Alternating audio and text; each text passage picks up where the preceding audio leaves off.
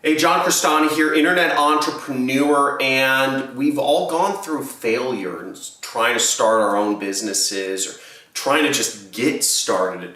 I know failure more than anyone else. I failed a number of times before I became a millionaire. I failed a number of times before I was able to create multiple sources of passive income. And my first businesses, failing was the hardest thing because now I'm used to it, right? I've got tough skin. But when you're just getting started, when nothing's working out, when you feel all alone and frustrated, that's the hardest time of when you're failing. And I'm going to go through my experience of how I was able to break through failure and become a successful internet entrepreneur, because that beginning part is the hardest part and you're not even sure why you failed. I'm going to go through all of that and what you can do step by step of how you can get out of it. Let's get it.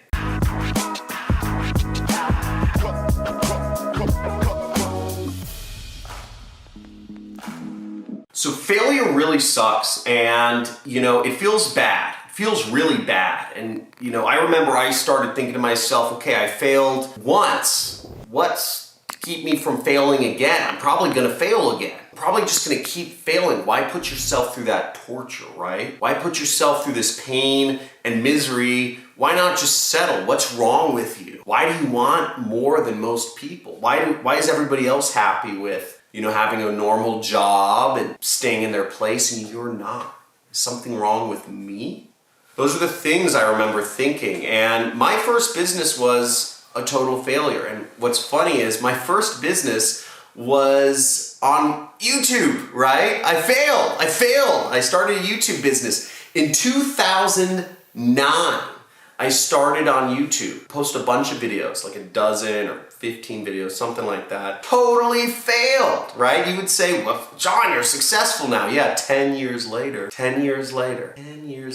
But I failed, right? I wasn't successful at YouTube, I failed YouTube. And I was trying to start a channel. I'd read this book, The 4-Hour Workweek. Type in 4-Hour Workweek or type in 4-Hour Workweek Love if you've read it. But I read this book, The 4-Hour Workweek, and wanted to start, an internet business. And I was like, I was in Thailand and I said, oh, what am I passionate about, right? I was thinking, what is that? I thought, I love backpacking. I love low budget backpacking, travel around the world. I love meeting people. I love reading books. I love the spontaneity on the road, the serendipity of meeting people of different cultures and figuring out how to get around places where you don't even know the language. And, I'm not a stupid person. I don't think I'm stupid, but I put a lot of work into figuring out how to build a YouTube channel. I researched all the stuff that was out there, right? There wasn't a lot of stuff about how to be a YouTuber in 2009. There was barely anything. But I was like, I'm gonna do this. I'm gonna start an internet series. And I did everything I could. I did all the research. I followed up everything I thought I could, right? And I started a YouTube channel, posted up 15 videos, and it failed. Nobody watched them, right? They were watched by a couple dozen people. And I gave up. I gave up because I said, this isn't working out. This isn't making me any money. I don't have any money to support this. I wasn't in a solution-oriented mindset. I said, I failed. This YouTube thing is BS. You can't just post a video. Nobody watches it. So I moved on to my second business. Now, my second business, I made a little bit of money. I was super stoked. I was posting around. I was a tutor. I was in college. And I said, I'm gonna tutor other children because I'm good at math, right? So I was like, I'm gonna, I guess I'm all right at math. I failed statistics twice, but I'm all right at math, but I'm better than the international students. So I posted flyers around college advertising saying, hey, I'm a tutor, and if you want a tutor to help you with your classes, you can pay me. Something like $40 an hour, which I thought was ridiculous. I thought it was a lot of money. And I got some clients. I got some international students, mainly Asian and Middle Eastern international students, asking me to help them out. And I helped them out, and I got paid $40 an hour. And I thought I was rolling in it. I thought I was just so much money. I was so excited. That was my first taste of success, right? $40 an hour, and then the college told me I couldn't post flyers around the college anymore. What the heck? I failed again. I realized, I was like, I can't post flyers around the college. People want what I have to offer. And they told me, they said, John, we have a tutoring center. You can sign up to volunteer as a tutor, but can't offer tutoring services outside of the tutoring center. I said, what the heck, man? I didn't even know there was a tutoring center. And my second business, just like that, failed. Now you might be wondering, John, what's the point of this? Why are you telling me about all this failure? I want to talk about what I do when I fail. You might want to say, John, what do I do when I fail? Okay, I get it, you failed. Let me tell you another business I failed. I failed over and over and over and over and over again. But here's one of the key points, is I didn't quit. I never quit. I never quit. Successful entrepreneurs deal with more failure than unsuccessful ones. True story. Now my third business, I started selling online. I started selling on eBay. I was selling products. I was finding products. I was getting them from other people or other people's garages. I said, I'll give you half. I'll sell you a product. I'll sell your junk for you. You get half, I get half. I was doing stuff like that, and it started working. It started working well until it didn't. And my PayPal account got shut down for, I still don't know the reasons. They wouldn't tell me the reasons, but my PayPal account got shut down and I lost a lot of money and I wasn't able to run an eBay business anymore. And that was the next failure, and over and over and over and over again. There were more. I could go on, but I'm not going to bore you to death with all of the failures I have. The point I want to make to you is, John Crestani, an internet multimillionaire, you might think, oh, he grew up, everything's rosy, right? I failed more than you. But here's the difference, is I didn't whine about it. I never whine, never complain.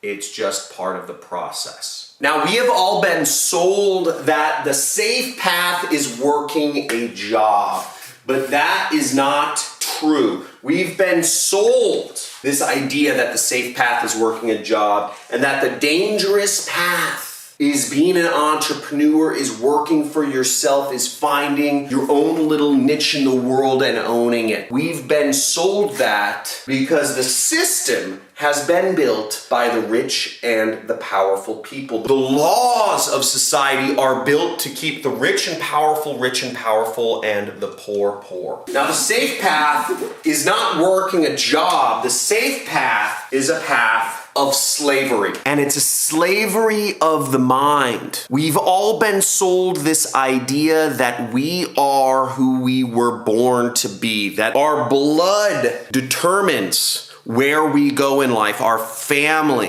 whether we were born rich or born poor or born middle class. The greatest lie that has ever been told is this. Now, entrepreneurship, it doesn't need to be your becoming a freewheeling multimillionaire flying private jets everywhere. What it can be is simply just freedom. It can be that you are a scuba diving instructor in Barbados and you are working for yourself, right? You are a contractor. It doesn't need to be a formal job. Being an entrepreneur can be you are a Uber driver, you are a mechanic, you are a handyman. It can be something where you're working for yourself, but you're not beholden to a boss. Jobs are slavery. I worked corporate job and it was awful. I worked a corporate 9 to 5. I worked my way up the system and it wasn't worth it. Now there's good news. There's 4 steps you can take when you fail. The first off is you want to write down the good that came out of your failure. Okay? Write out the good that came of it. Failure. You need to reframe it in your mind. It's normal. It's natural. We all go through failure. It's not failure. It's just part of the process. Kobe Bryant doesn't make every basket he shoots. Andre Agassi doesn't hit every swing he makes. Baseball players don't hit the ball most of the time, right? Every quarterback doesn't make every throw. It's just part of the process. If Kobe Bryant was like, oh, I'm so sad, I didn't make a hoop, he wouldn't be successful. If he got emotionally hurt, like butt hurt, for not making a basket, then he would never be Kobe Bryant because everybody's going to miss some shots. Most of us are going to miss a lot of shots, okay? He's at the point now where he makes most of his shots. So write out the good that came out of the situation. Maybe you learned something. Second is analyze. Analyze your failure. Analyze why you failed. What went wrong? Was it that you didn't work at it long enough? Let's say you're doing affiliate marketing. Were people clicking on your link? Did you set up the link properly? Was your pre-sale page bad? Was your targeting off? What do you think you did wrong? Did you just not get any clicks? Maybe where did it fall apart? Figure out why you failed. And this really goes into, I'll tell you kind of the bonus tip right here, number 4, which will help you figure this out better. But you gotta analyze your failures. If you don't know why you failed, then you're not doing it right. And that was the mistake I made. When I first failed, I never actually looked at my failures. What I did good was I just did stuff, but I didn't actually analyze and figure out, why did this business fail? Why did I get shut down from PayPal? Why did the school not like my posters? Why did, all this stuff. I never thought about it really hard so I could improve on it, which goes into number 3. Figure out improvements. Once you figure out improvements, this brings up a cool concept I like to call lensing, okay? So lensing is, there could be multiple reasons why you failed. One could be that you didn't work at it long enough. You simply just didn't work long enough at the problem and you would have made money or succeeded or whatever you're trying to do. Another reason could be that you were doing it wrong, okay? Another reason could be that the business model doesn't work. Now, this is my horrible illustration of a magnifying glass, but a magnifying glass on a person. But lensing in and out is looking at the problem from bigger and smaller perspectives. You can say, okay, where did that problem occur? Because as I said, it could have been that you just need to try different tactics. It could be that you just need to do more stuff. It could be that the business model doesn't work. And there's ways to figure out if you are right in any of these. We could look at the business model, right? We could say, okay, does the business model work? And you can figure that out really easily by seeing if there's other people making money with the business model. If there are, then the business model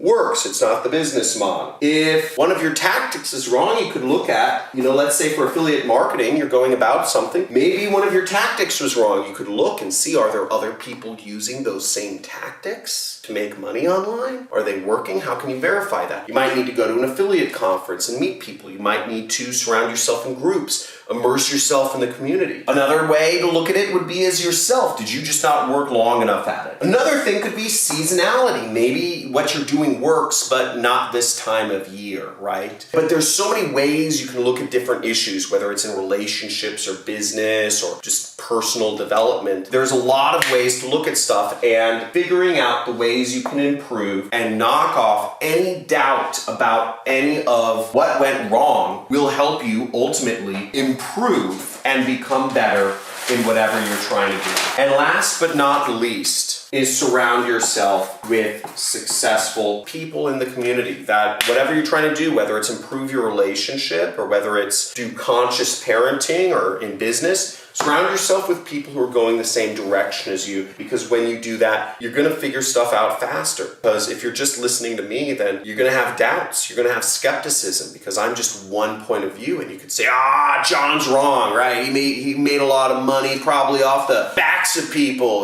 scamming people out or whatever. I don't know what you want to believe. But the point is, if I'm just your only point of view on things, I'm the only successful person in your life, you need more successful people. You need more people headed in the direction. If it's money success or relationship success, you need more people surrounding yourself, more points of view, so you can be more confident in the decisions that you make, because you are not failing and you don't want to go back to slavery. You're so close right now. You're so close. You just need to keep at it. Woo! So, like this video. If you had an aha moment, type in aha. AHA for those non-Tony Robbins people in the house. AHA, aha. Aha is like wow, I thought of something. Have a aha moment, type it in, and let me know if what helped you or what this made you think about. And if you have any questions for me about my story or about how I got through failure,